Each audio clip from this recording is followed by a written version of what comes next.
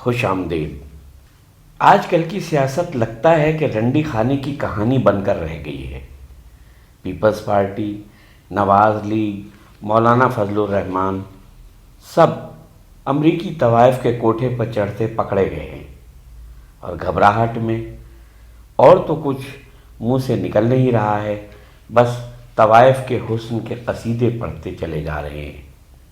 آپ کے ساتھ میں ہوں نجم بن اسد۔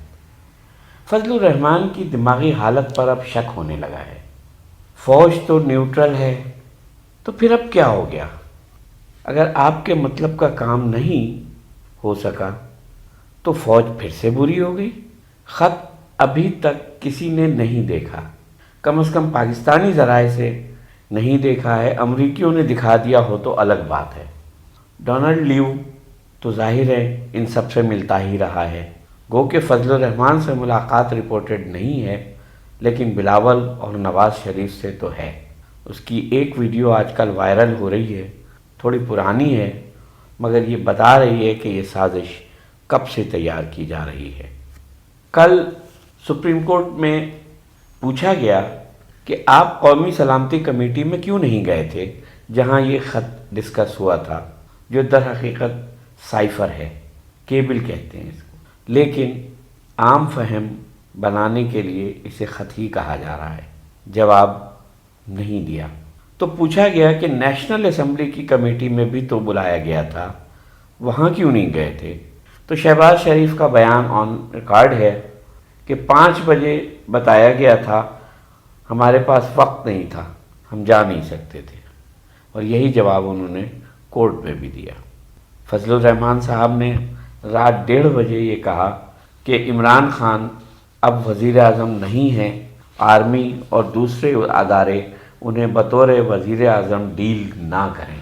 ان سے پوچھنا چاہیے کہ آپ یہ فرمائش کرنے والے کون ہوتے ہیں؟ آپ کی سیاسی اوقات ہے کیا؟ یہ تو D G I S I کو سپریم کورٹ بلا کر پوچھنا چاہتے ہیں کہ ان کی اس خط کے بارے میں رائے کیا ہے۔ ان لوگوں کو D G I S P R نے صاف کہہ دیا کہ جو رائے قومی سلامتی کمیٹی کے اعلامیے میں ہے وہی ہماری رائے ہے، یعنی یہ مراسلہ دھمکی آمیز ہے، پاکستان کے داخلی معاملات میں سنگین مداخلت کی گئی ہے اور یہ رجیم چینج کی سازش ہے۔ اپوزیشن سے کوئی پوچھے کہ قومی سلامتی کمیٹی کا اعلامیہ ہے، یہ ان کی جماعتوں کا پریس ریلیز نہیں ہے جس میں صرف بھڑکے ماری جاتی ہیں۔ یہ بھی بتانا ضروری ہے کہ امریکی ناظم الامور کو پاکستان میں وزارت خارجہ میں طلب کر کے اس مراسلے کے بارے میں پاکستان کی ناراضگی سے آگاہ کر دیا گیا ہے، اور ایسا ہی امریکہ میں پاکستانی سفارت خانے میں بھی ہوا ہے، جہاں ڈونلڈ لیو کو خود بلایا گیا تھا اور اس کو وہ ڈیمانش تھمایا گیا ہے جسے اس نے خاموشی سے لے لیا بغیر کچھ کہے۔ ایسا پاکستان کی تاریخ میں پہلی بار ہوا ہے کہ امریکی ناظم الامور کو وزارت خارجہ طلب کیا گیا ہو اور اس سے شکایت کی گئی ہو۔ بھارتی ناظم الامور تو اکثر طلب ہوتا رہتا ہے۔ سپریم کورٹ میں کل کا دن فاروق نائک کا تھا۔ 2 گھنٹے تک وہ دلائل دیتے رہے، مگر زیادہ تر موضوع سے ہٹ کر تھے۔ جسٹس عطا بندیال کا کہنا ہے کہ ہم پارلیمنٹ کے کام میں مداخلت نہیں کریں گے، ہم صرف یہ دیکھیں گے کہ آئین کی خلاف ورزی ہوئی ہے یا نہیں۔ جسٹس منیب اختر صاحب کا کہنا ہے کہ اسمبلی کی کارروائی اسمبلی رولز کے تحت چلتی ہے، اسمبلی رولز کے تحت ووٹنگ سے پہلے بحث کرنا ضروری نہیں ہے۔ عدالت کا فوکس صرف ڈپٹی اسپیکر کی رولنگ پر ہے، عدالت کی ترجیح صرف اس نقطے پر ہی مرکوز ہے، صرف یہ دیکھنا ہے کہ رولنگ کا عدالتی جائزہ لیا جا سکتا ہے یا نہیں۔ عدالت ریاستی اور خارجہ پالیسی کے معاملات میں مداخلت نہیں کرتی، ایسا کہنا ہے چیف جسٹس عمر عطا بندیال صاحب کا۔ وکیل نون لیگ مختوم علی خان نے کہا، جو تمام اپوزیشن کی جماعتوں کے وکیل بھی ہیں، کہ عدالت حساس اداروں کو بلا کر بریفنگ لے لے یا ان کیمرہ اجلاس بلائے اس خط کے بارے میں۔ جسٹس اعجاز الحسن نے کہا کہ عدالت یہاں صرف ڈپٹی اسپیکر کی رولنگ آئینی ہے یا غیر آئینی ہے اس کو دیکھ رہی ہے، آپ اس نقطے پر دلائل دیں۔ پھر جسٹس اعجاز الحسن نے یہ بھی کہا کہ ڈپٹی اسپیکر اگر بے اختیار ہے جیسا کہ آپ کہتے ہیں، تو اگر عدم اعتماد کی تحریک منظور ہو جاتی تو اس کی منظوری کی رولنگ وہ کیسے دے گا؟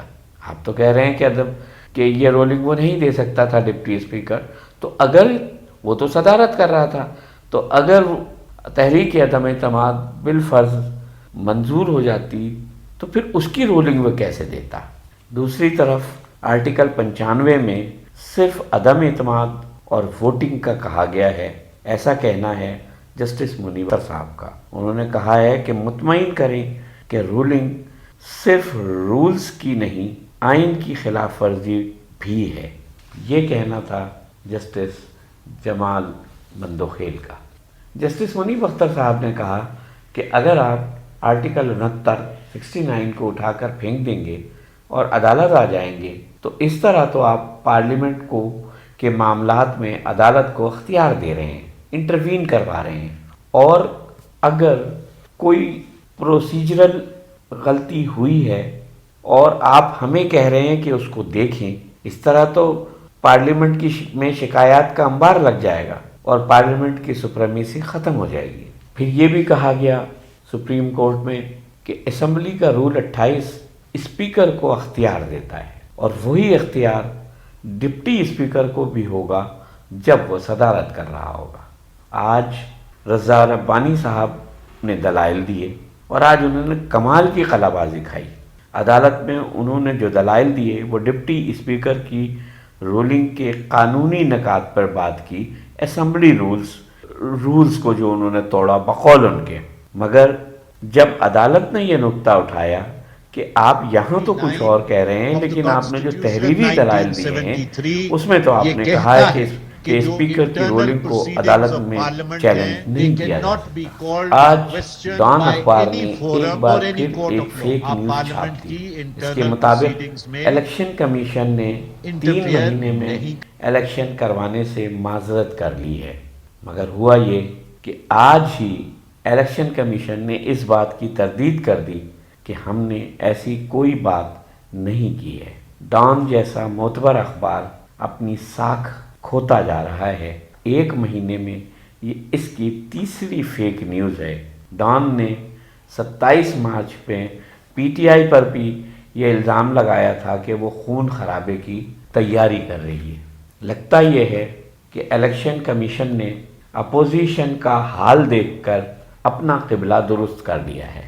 ڈان کی خبر کی تردید انہوں نے جتنی سختی سے کی، اور اب خبر آئی ہے کہ یوسف رضا گیلانی اور موسیٰ گیلانی نااہلی کیس، وہ جو سینٹ میں انہوں نے ووٹر کو خریدنے کے لیے پیسے دیے تھے اور اس کی ویڈیوز آئی تھی، اس کیس کی ہیئرنگ تقریباً مکمل ہو گئی ہے اور اس کا فیصلہ چند ہی دن میں آنے والا ہے۔ یہ اس بات کا ثبوت ہے کہ الیکشن کمیشن کو یہ اندازہ ہو گیا ہے کہ اپوزیشن کے دلوں میں اب تیل نہیں رہا، چنانچہ وہ مزید اپوزیشن کی بی ٹیم بننے کے لیے تیار نہیں ہے۔ اب وہ 90 دن میں الیکشن بھی کرانے والے ہیں اور سپریم کورٹ کے فیصلے کے مطابق ووٹ کو آئیڈینٹیفائیبل بنانے پر بھی تیار ہو گئے ہیں، جس کے لیے وہ پہلے منع کر چکے تھے۔ ڈپٹی اسپیکر رولنگ کیس کل 12 بجے سنا جائے گا۔ اس خط کے مسئلے پر چین نے اپنی طرف سے اور روس نے اپنی طرف سے عمران خان کے موقف کی تائید کی ہے، اور دونوں ہی نے امریکہ کی اس حرکت کو برا کہا ہے۔ لگتا یہ ہے کہ امریکہ پر برائی کے دن شروع ہو گئے ہیں، کیونکہ اگر وہ سپر پاور ہے تو آج کے دور میں چین بھی سپر پاور ہے اور روس ماضی کی سپر پاور تھی اور اب دوبارہ سپر پاور بننے کی کوشش میں ہے۔ یوکرین کے مسئلے پر امریکہ بہت بدنام ہو چکا ہے۔ میرا نہیں خیال کہ وہ مزید بدنامی سہ سکے گا۔ ملتے ہیں اگلے ویڈیو میں۔